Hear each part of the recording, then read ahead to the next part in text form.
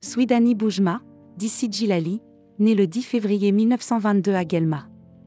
Il a fréquenté l'école française jusqu'au bac, puis il abandonne ses études en 1939. Orphelin de père, il travaille dans une imprimerie à Guelma comme typographe, a participé au groupe Noujoum, SMA de Guelma.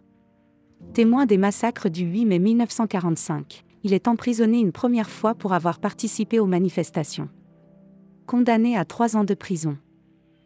En 1946, le PPA reconstitue son bureau à Guelma et le nomme secrétaire. Arrêté pour trafic d'armes avec la complicité de militaires musulmans, condamné à 8 mois de prison, libéré en début 1948. Sportif, membre fondateur de l'ESFMG. À sa sortie de prison, janvier 1948, il reprend ses activités au sein de l'OS où il est chargé de la formation militaire. Il participe également à l'attaque de la poste d'Oran. En 1951, suspecté pour l'attentat contre le commissaire de police, Culey, il est condamné par contumace. Très recherché, il s'installe d'abord à Boudoaou puis à Alouya, Souma, puis à Bouinan et se nomme Sidjilali.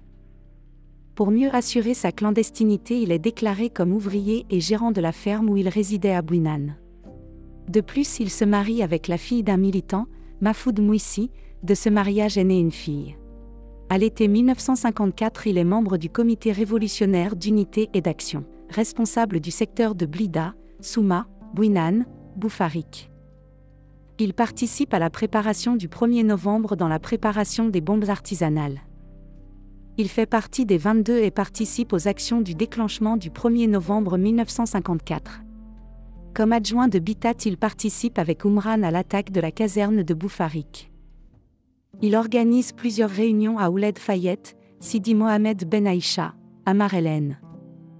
Le 17 avril 1956, il tombe au champ d'honneur, dans un accrochage avec l'ennemi, dans la région de Koléa. Ce fut un grand militant qui s'est sacrifié toute sa vie pour la cause nationale, et qui est mort en héros.